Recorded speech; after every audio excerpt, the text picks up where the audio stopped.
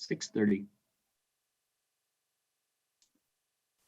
All right, good evening. Welcome to the February 1st Parks and Natural Resources Commission meeting. I'm calling this meeting to order at 6:30 p.m. tonight. Tonight's Parks and Natural Resources Committee meeting will be held virtually using Zoom, obviously, which is where we all are. As chair, I will be leading the Parks and Natural Resource Committee meeting, and the public is welcome to participate when invited throughout the meeting. Members of the public may attend the meeting using our Zoom kind of application here.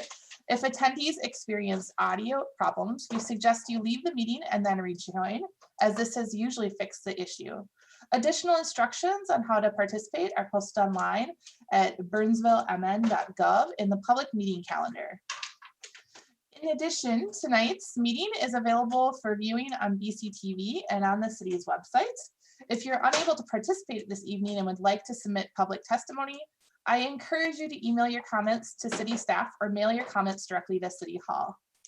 You may also participate in the meeting tonight by going to zoom.us/join and typing in webinar ID 995-4900-5963. And you may also call into the meeting at 651-372-8299. For each public hearing, I will open up a time when callers may speak to that item and will give you more instructions at that time. Your call will be muted until that time. Please note that there may be a slight delay due to the differences in technology. If speaking by phone, please mute your computer since there may be a delay. All right, and now moving on to the agenda, as I have a little person completely in my background because Dad is gone tonight. So, all right, moving on to the adoption of the agenda. So I believe we'd be looking for, are there any changes we'd like to see to the agenda? Staff, any changes from your end? Nothing from staff. All right, do I have a motion for the adoption of the agenda? I make a motion to adopt the agenda. All right, thanks, Commissioner Almer. A second. All right, thanks, Gary. All right, staff, can we have a roll call for approval? Commissioner Angara, Aye. Commissioner Arnold, Aye. Commissioner Donaldson, Aye. Commissioner Fitchett, Aye. Commissioner Muhlenberg, Aye. Chair Newman, Aye. and Vice Chair Woolman. Aye. Thank you. All right, so that motion passes and we have our agenda. And now on to the approval of the minutes from last meeting, which was January 4th. Are there any changes to the minutes, commissioners?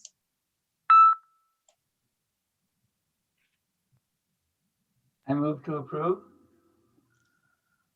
Second. All right. JJ, we didn't have any additional changes from your end, correct? Correct, we did not. All right, so then I think we can move on to roll call for the approval of the minutes. Commissioner Angara, Aye. Commissioner Arnold, Aye. Commissioner Donaldson, Aye. Commissioner Fitchett, Aye. Commissioner Muhlenberg, Aye. Commissioner Newman, Aye. and Commissioner Woolman. Aye. All Thank you. right, and the minutes pass. We're moving on to our next section, which is citizens' comments. So if there's any members of the public on the Zoom meeting that wish to speak, please, it looks like maybe press *6 to unmute themselves, but I also think we have to use the chat function. Hopefully that's accurate.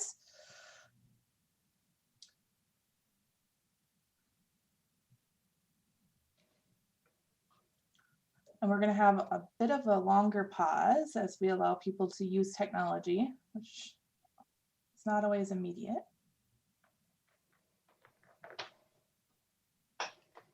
All right, it doesn't seem like we have any comments tonight, but of course, if we missed you, Please feel free to email any of the city staff or email your comment or send your comments to City Hall via mail, and we're happy to take those at that time.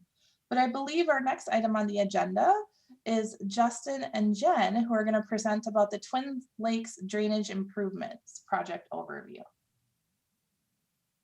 Well, thank you very much, commissioners. My name is Jen Desert. I'm the city engineer. I presented to this group a couple of times for various things. I think the last time was also via Zoom. I was presenting on our MS4 permit. That's, I know, riveting to all of you. We discussed the MS4 permit in detail. That's coming in June. So mark your calendars for that. But tonight we're here to talk about the Twin Lakes drainage improvements. I've got Justin Clabo from AE2S is our consultant who's been working on the project. And I think I have control. So let me, here we go. All right. So this project started as a study in June of 2019, and it was a pretty massive study. We did a full citywide stormwater model update. So we had a, not to get into the weeds, but we had an older model, and Justin with A2S and his group updated it to a newer 2D model. We also did a resiliency study. So we looked at all the areas where there's flooding potential, and we have a priority project list. And then the third part of that was a chain of lakes study. And we have for many years gotten concerns, complaints, and comments on Crystal Lake and how the high water levels and the no wake situation that we are in numerous times throughout the summer. On South Twin Lake, high water levels for really long durations, getting sometimes pretty close to structures, but in one case, destroying some landscaping. So we decided to study that project, or to study that chain of lakes, to see if there's anything that could be done that was cost effective. And we found some things that we can do. So AE2S, we signed a separate contract with them to work on a preliminary design, looking at different alternatives. And then final design is like right now where we're at, looking at finalizing these plans. And then we're anticipating construction starting in June and going through the whole construction season on 3 projects in this chain of lakes. And I'm going to have Justin go through those details coming up. But we did do a pretty extensive public engagement process. So we have a devoted website at burnsvillemn.gov/stormwater study. And that's a place where we have our project updates. We also had an online comment form. We did a virtual open house in October. Just like this, a Zoom meeting. We took questions through the chat. Justin presented the whole project and the details, which he will in just a bit. And due to COVID, we didn't want to have people come into City Hall to, look at boards and such, but we did want to offer an opportunity to meet in person. So we did that outside at Lac La Vanne, spread out in the picnic shelter. It was a good night and a good turnout. They did that October 7th. So we did have 2 meetings, 2 options, and a lot of the people who came to the virtual open house also came to the in-person open house, just to get a chance to have that contact with staff and with Justin with A2S. And then we just last Monday had a planning commission meeting. We had a public hearing because we, for this project, need a conditional use permit for work in the floodplain and some other things. And so that was at planning commission last week. That was a public hearing. We had a few people through the chat provide some comments, and we answered some questions.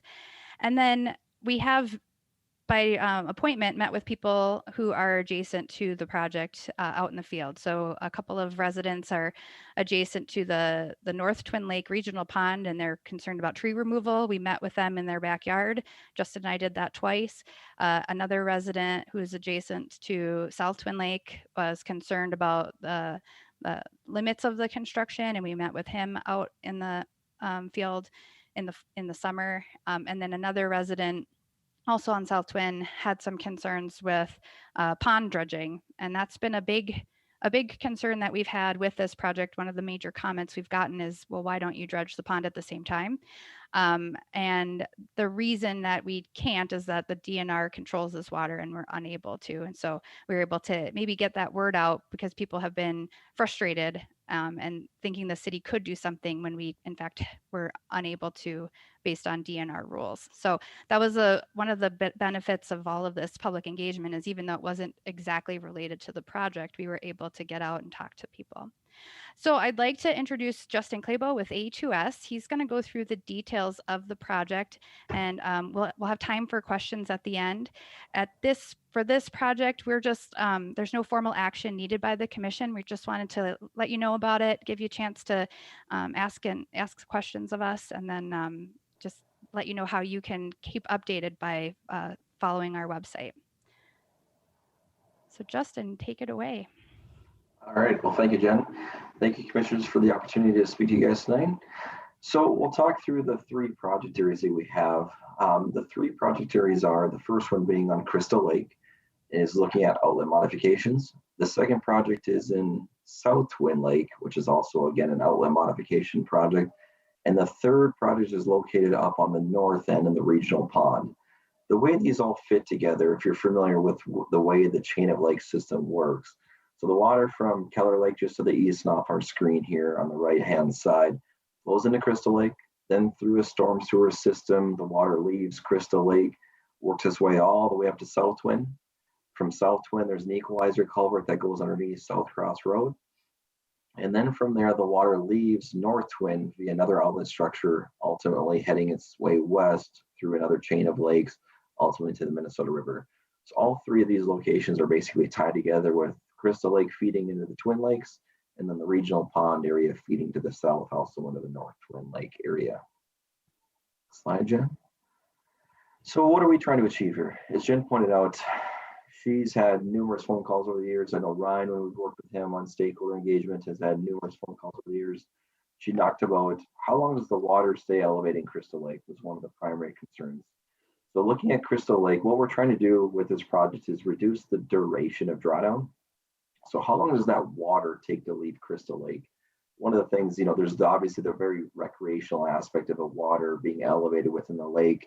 But one of the things that people don't quite realize or quite think intuitively right away is that with an elevated water level, you have water saturating the bank of the lake itself. Now, a lot of the bank itself around where the residential homes are located is riprap for the most part, but there's quite a bit of natural area through here. And so whenever you get that elevated water condition, it saturates the bank, ultimately causes instability to form. You lose material into the lake, which then also causes additional sedimentation. So try to minimize that erosion. And if you can not lower the elevation, but if you can minimize the duration of the water being elevated, will help reduce that saturation period, which will help reduce the instability of the bank, the erosion issues, and the overall use of Crystal Lake itself.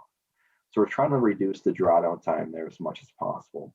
One of the factors with it, you might ask, are we going to be able to reduce the high water levels?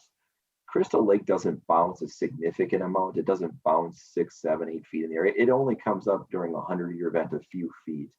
And because the storm sewer system that's downstream of Crystal Lake isn't being modified, the 100-year high water level for Crystal Lake is being unchanged with our project. So that's a little of the dynamic there. As you work our way to the north with South Twin, South Twin's a little different than Crystal. South Twin is a little flashier. You can see it's a little small, or it's a lot smaller than Crystal Lake, obviously in footprint size.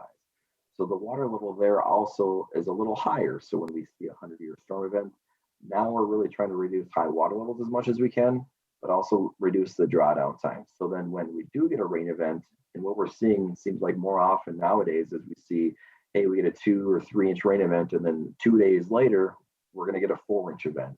And so you're seeing a lot of water coming through the system. So what we're trying to do is get that water out of our system by reducing the drawdown time, and again, reducing the high water levels as much as possible within South and North Twin.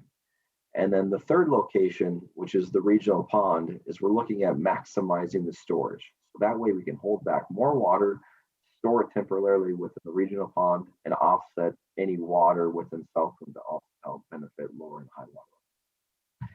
Next slide, Jen. So to dive into the details here for Crystal Lake, we'll start again on the south side. The project is replacing the existing outlet control structure.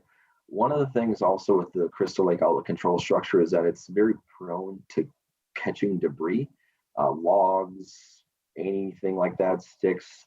All of that's got caught up on the wood boards that are currently located on the weir of the outlet control structure. So what that does is that limits the ability for the lake to drain down. And so coupled with just increasing the drawdown of the lake, what we're doing is we're expanding the weir length of the outlet control structure. So basically that's the width of an opening that the water is able to flow over or spill over into the storm sewer system. By increasing that width under the lower head conditions or the lower water level conditions, we're able to allow more water to spill through, which will maximize the capacity of the downstream storm sewers. With that, the outlet you can see is modified a little bit, or I guess probably not a little bit familiar, but what we have with this outlet, we have little openings on the side that allow the water to flow through the openings by creating skimming, and that'll hold back logs and other debris from being pulled and caught up against the metal grate or a wooden grate on the outside. So it'll just hit the concrete, really could bounce right off, float back along the shoreline, but not impact the water actually leaving the system at all. So to facilitate construction for the Crystal Lake outlet, there's an existing kind of walking path that's located from the boat landing area that extends down to the current outlet control structure. We're going to allow the contractor to utilize this for kind of moving material or people back and forth, small equipment, vehicles, skid steers, just kind of chauffeur things and back and forth so we can limit the amount of disturbance to the main road adjacent to it.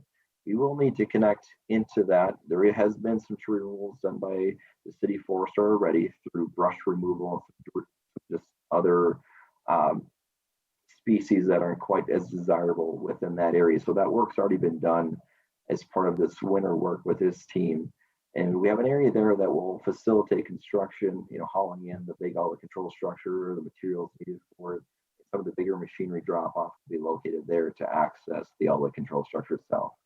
We will be using part of the parking lot just for staging because the Crystal Lake roadway doesn't provide a lot of storage. We want to maintain two-way traffic through there. So this project is being proposed to be done after Labor Day. Crystal Lake is a heavily recreated lake. We don't want to get in the middle of that during the summer months. And even we know in the fall that there's still heavy uses for fishing. So we've isolated our use to just some of the northern area of the parking lot. On our screen here, we have a construction limit lines that kind of encompasses, the access driveway to leave the boat landing area. That was going to always be maintained open, but just for general traffic flow for the construction vehicles, they'll be able to access their access road from the parking lot there. And we anticipate maybe some places to store tools, vehicles to be parked as far as workers on site and things like that would be located within this parking lot. Next slide, Jen. As we work our way north to South Twin Lake improvements, here again, we're trying to maximize the drawdown of South Twin Lake and reduce the high water levels. As I mentioned initially, there's a culvert that connects South Twin and North Twin Lake, and you can kind of see on North Twin there's kind of a jetty that comes out with the little green fingers. That's exactly where the culvert is located. You can see the water kind of shooting itself out, and the algae and thing isn't quite able to grow there because of the velocity of the water moving it around. So when South Twin has to discharge out of the system, it relies on going through North Twin first. Coincidentally, North Twin actually has a higher high water level than South Twin because it has multiple storm sewer pipes that enter into that lake versus having to pass through South Twin first. So what happens is that water actually backflows into South Twin, like holding back the water ultimately that comes from Crystal and leaving. And so what we're doing is we're adding a secondary outlet structure at the same level of the current lake that's out there today, allowing the water to escape as fast as possible to maximize the discharge into the downstream receiving storm sewer system.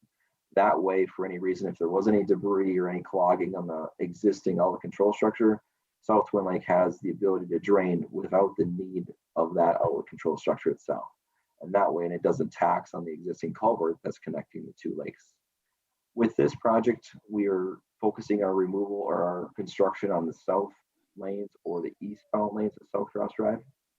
You can see here the proposed outlet structure is actually located adjacent to or right next to the existing, we'll call it equalizer culvert or head wall that's located there. So basically there's a concrete head wall and then it'll be located with this outlet structure abutted up right adjacent to it. We do have some tree removals that we need to do as part of this project. On discussions with the property owner in this area that we have an easement for this project. We will be replacing the location where we can with trees. We just can't put them right over top of the pipe because of long-term maintenance issues that would create, but we can add additional trees within this boulevard to facilitate for the construction of this project. Next slide, Jen. And then the third project location is within the regional pond. So we're just north of North Twin here, obviously north of South Twin as well. So this project here is to expand the existing regional pond. So the regional pond was developed as a water quality feature a few years back, also provided some flood storage for the water that comes in from the northwest. What we're looking at doing here is expanding that to create additional live storage. So storage when it does rain, where can that be temporarily stored before it does discharge downstream? But in addition to that, through the design process and working with Jen and her team, we looked at and said, we can actually increase how much permanent pool is there or how much water is retained. By retaining more water and expanding, we'll call it the permanent pool, we'll increase the water quality benefits for downstreams receiving water, specifically North Twin, Early, all the additional lakes downstream will see additional water quality benefit because there's a lot of area that comes to this regional pond. The pipe on the northwest, you can kind of see it's annotated and it's label said 72-inch RCP. Well, that's a very large pipe. It's 6 feet in diameter. And so there's a lot of water that gets flushed through here from a lot of impervious areas. So the bigger permanent pool that we can create provides additional benefit through water quality benefit. With this, we do have to take out quite a few trees located along this area. There are trees located currently that Dave has installed. You can see one of our staff members here is taking a picture so kindly next to the evergreen tree in the lower left. There varies from 12 feet to 13 feet down to about 6 or 7 feet evergreen trees. We're going to save these evergreen trees that are located currently along the pond's normal water level or pond bench. We're going to relocate those trees up on the hill along the east side there where we tie into the existing ground. That way to try to bring back as much tree and buffering from those adjacent residents. When Jen and I met in the field with the adjacent residents in that corner there, the two residents, really one of the things that we heard from them this fall was, hey, we understand the project, but we'd really like if you guys can provide additional tree cover to help, offset what we're losing. And we took a look and looked at the existing trees and said, we have all these great evergreen trees down here, obviously going to provide year-round screening for folks. Let's relocate these and transplant them up there. We met with them in the last few weeks.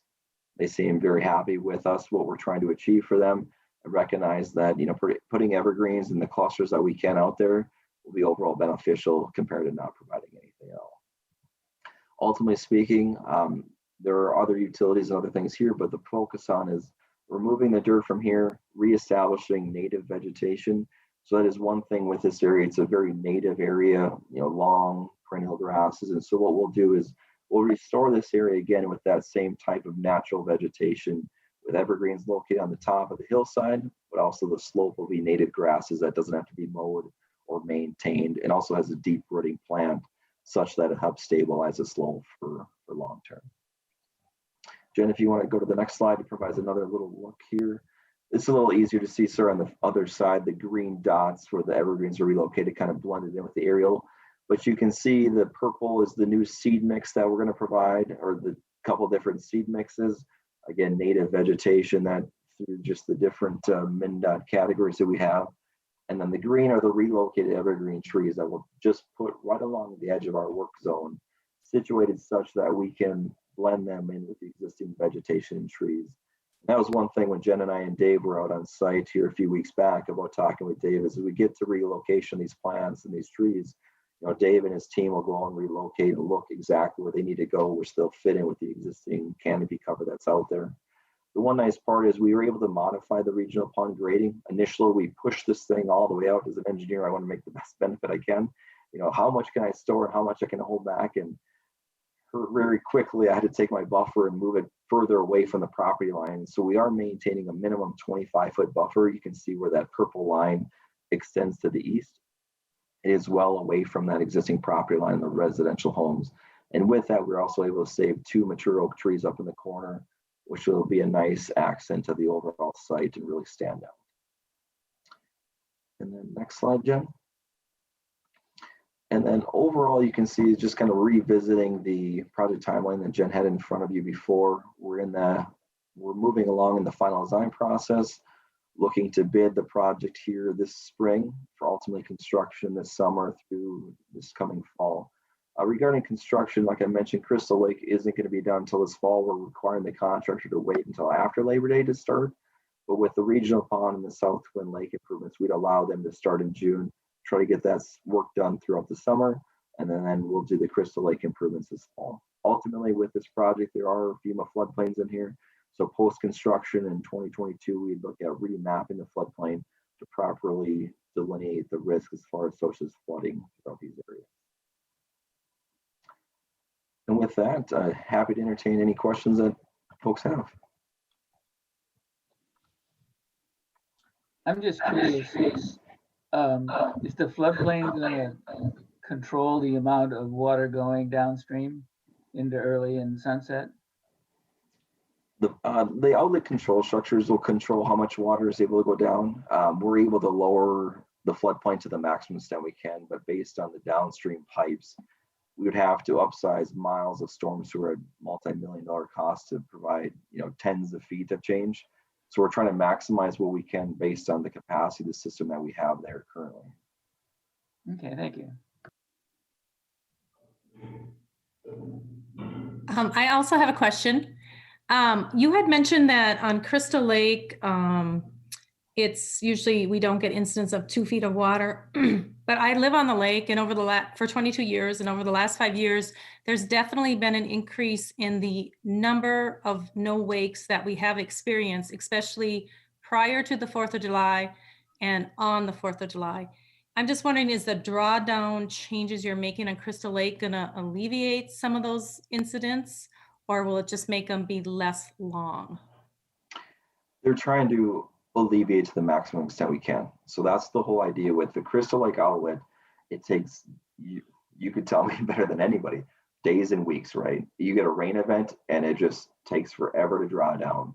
And when we did our regional model that Jen had mentioned initially, we saw the same thing. I mean, we had to run our model literally in-house for days to get to show it, but it shows weeks of drawdown period.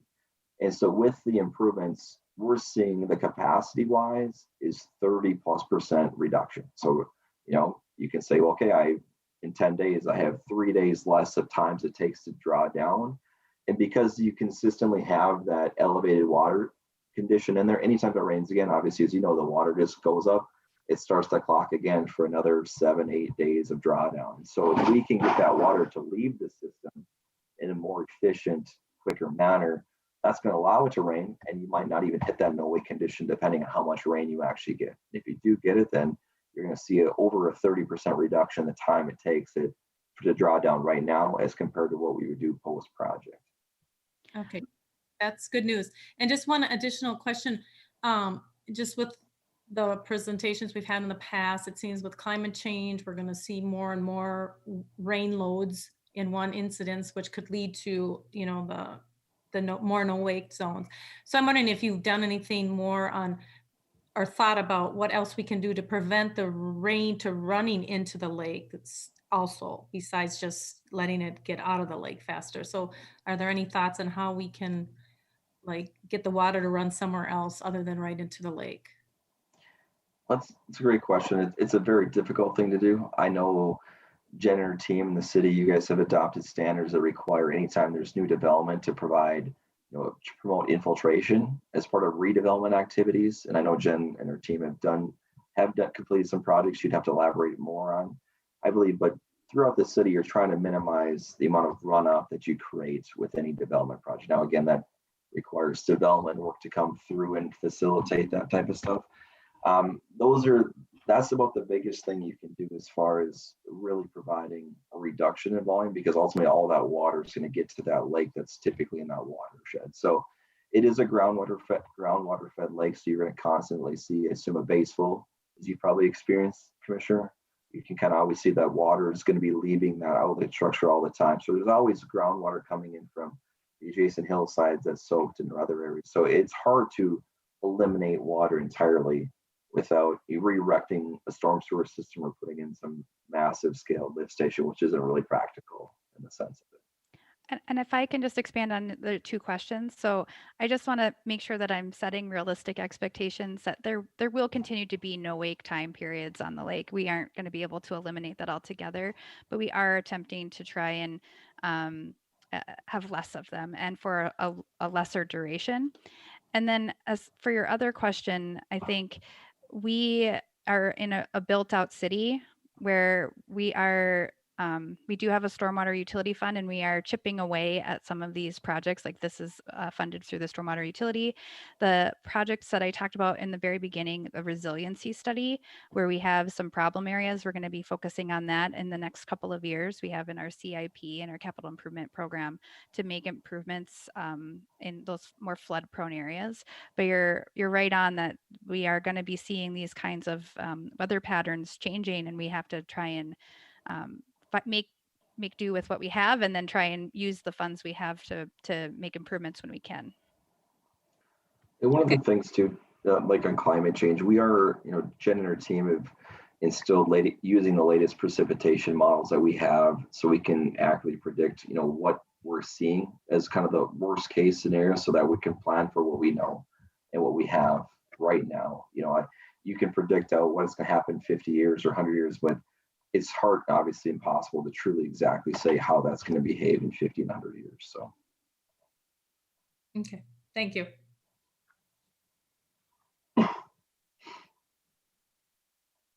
All right. Any other questions from commissioners? There's no formal action required from the commission on this. We were just looking, I believe, for feedback. Yeah, if you have any feedback to what we've shown, or if we have any more questions, we're happy to answer anything that you have. And then if you wanted to stay kind of with the project, we'll be doing project updates along the way at that website, burnsville.gov/stormwater study.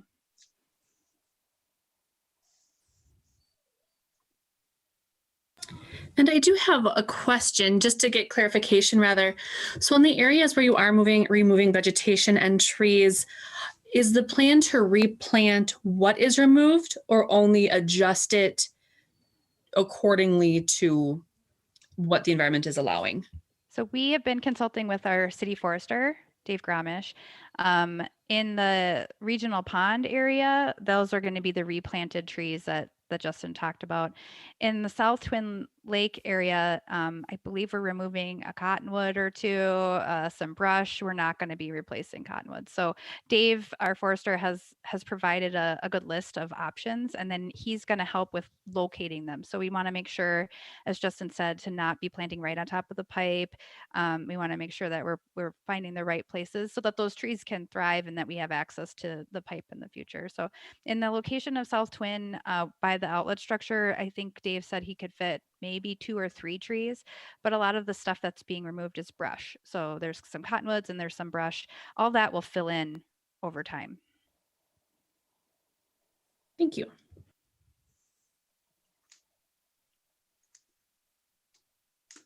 All right, any further questions?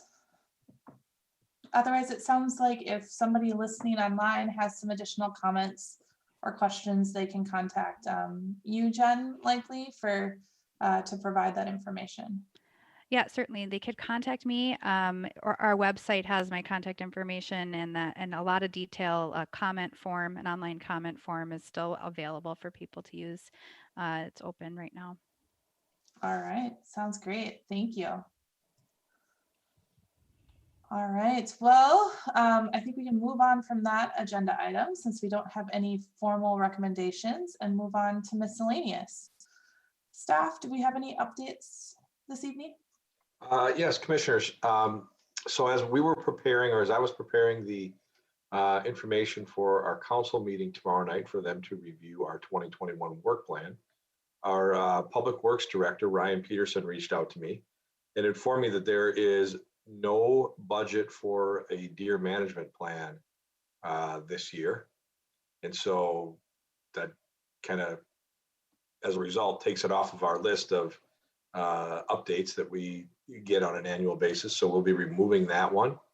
And then he also informed me that the Lake Marion Trail is, and Commissioner Donaldson, you're well aware of this, is about 50 to 60, the south segment is about 50 to 60% complete.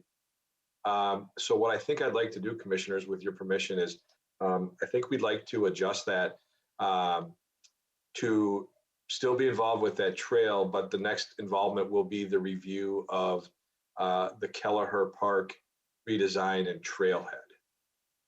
And I don't know that that's a 2021 or even a 2022 project, but I'd like to remove that and then just kind of keep it in the running notes that we'll be reviewing that trailhead project or any improvements to Kelleher Park as those come forward.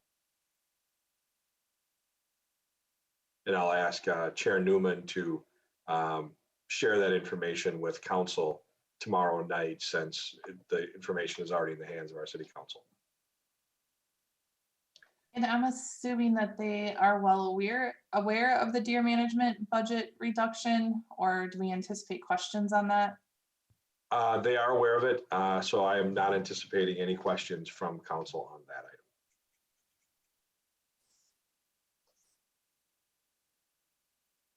And then the last thing that I have is that our next meeting is scheduled for March 1st. And so we've got a short time to prepare. Hopefully we'll have a few items on our agenda for that meeting. I know that Dave Gramish, our city forester, has had an emerald ash borer update prepared to give you for the past few months. So hopefully March is the time that we can get it to you.